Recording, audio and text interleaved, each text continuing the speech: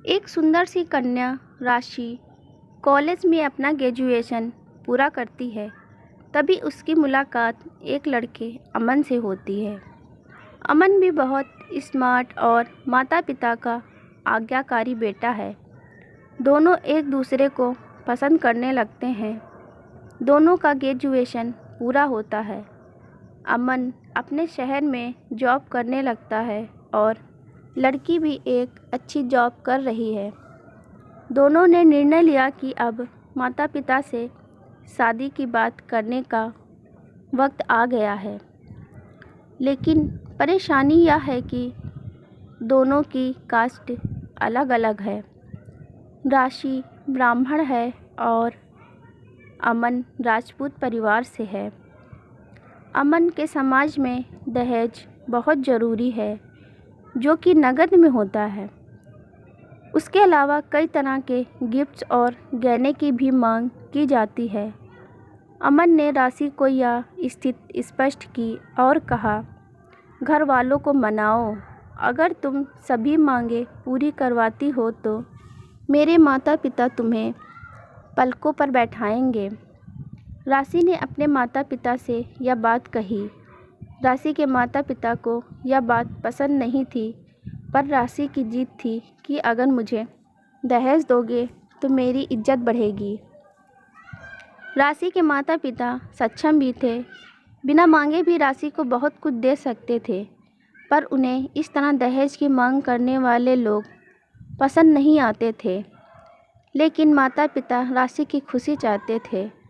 उन्हें यह डर था कि कहीं उनकी बेटी यह न सोचे कि वे अपनी बेटी को कुछ देना नहीं चाहते।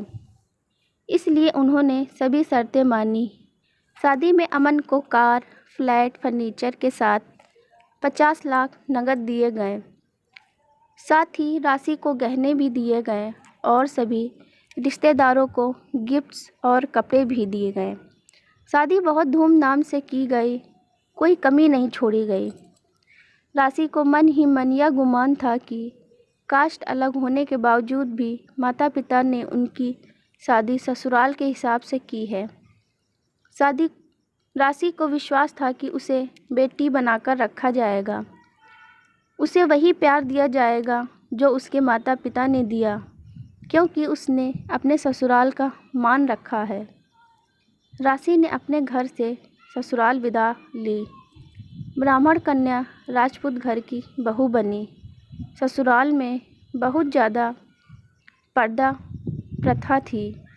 बहू को मनचाहा खाने तक की स्वतंत्रता नहीं थी। कितनी भी भूख क्यों ना हो, घर की बहू सबके खाने के बाद ही खाएगी। यहाँ तक कि उसे घर के पुरुषों के सामने बैठने तक की इजाज़त नहीं थी। राशि ने इस बात पर एतराज़ दिखाया, पर उसकी किसी ने ना सुनी। अमन ने भी यह बोलकर मुंह फेर लिया कि यह तो परंपरा है।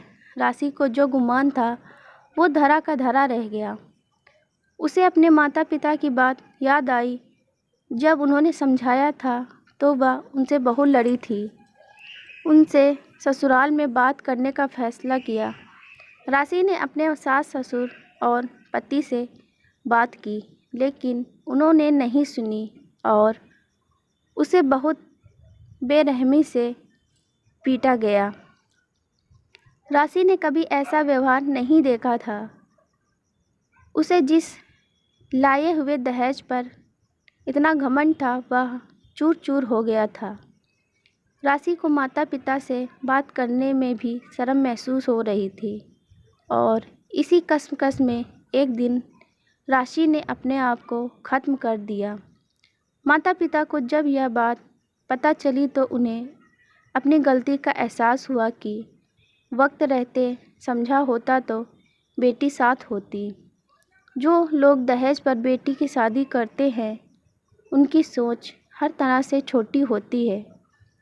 जो बेटे को नीलाम कर सकते हैं, वो किसी और की बेटी को कैसे अपनी बेटी बना सकते हैं।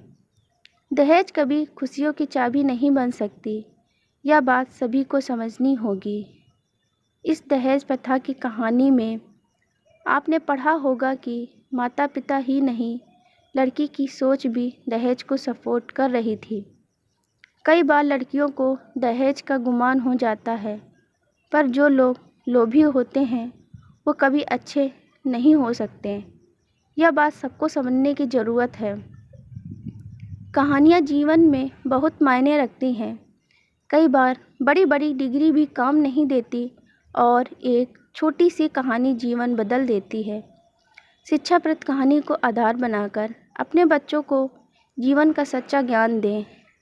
यह कहानी आपको अच्छी लगी हो तो लाइक सब्सक्राइब अवश्य करें। अंत तक वीडियो देखने के लिए आपका बहुत बहुत धन्यवाद।